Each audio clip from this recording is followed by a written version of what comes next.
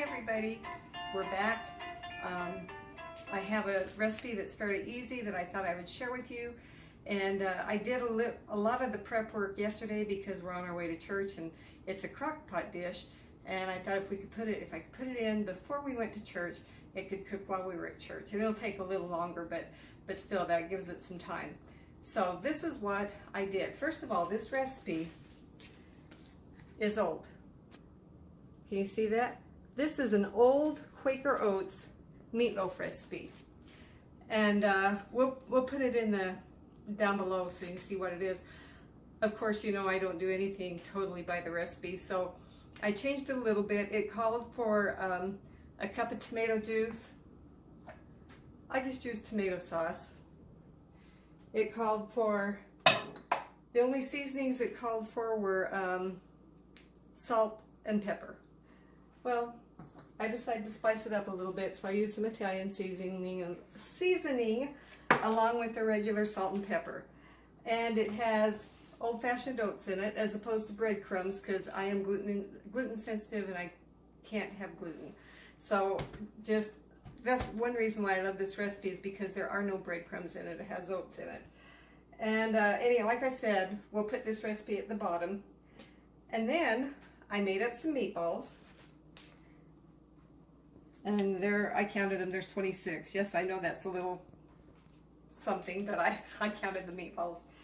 So I'm going to put those in the crock pot, and then I'm going to show you the sauce that I have to go over it.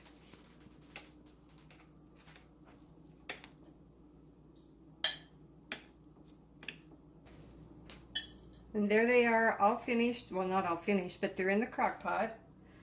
And now I'm going to tell you about the sauce. I actually saw this recipe online. Of course, I didn't do the original recipe, but it called for a jar of grape jelly, a jar of barbecue sauce, and that's it. And you just pour that over the meatballs and let it slow cook. Which reminded me of a recipe that I had from several years ago of an orange sauce. So I made it instead. Very simple. It's empty because I used it yesterday to make the sauce, but I used Smucker's Natural.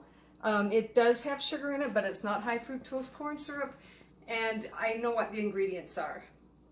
A barbecue sauce, one cup of this, 1 cup of barbecue sauce. Again, this is my preferred barbecue sauce.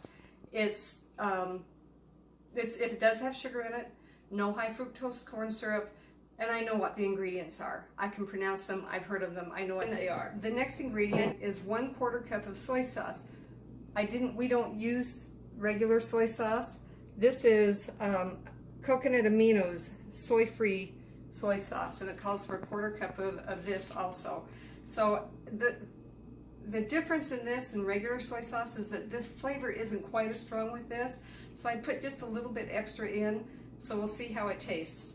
I mixed all that up yesterday, and here it is. And now I'm just gonna pour that over the top of all the meatballs.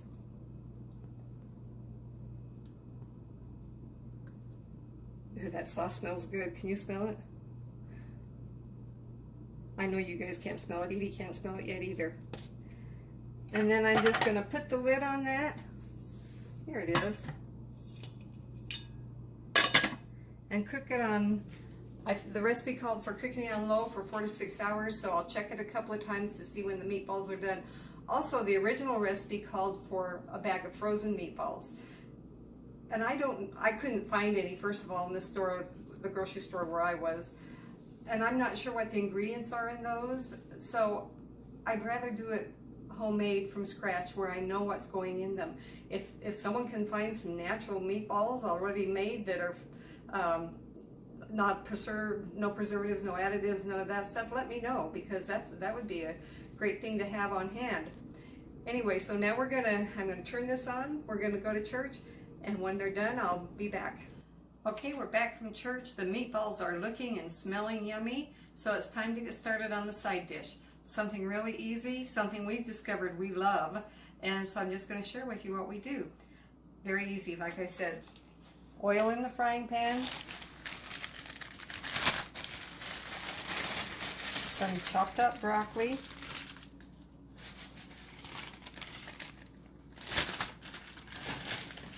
zucchini, red, green, yellow, and orange peppers, all diced up.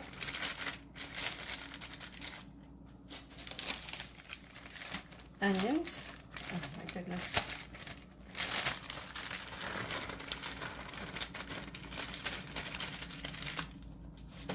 Just push that down a little bit and top it with broccoli. That's actually cabbage.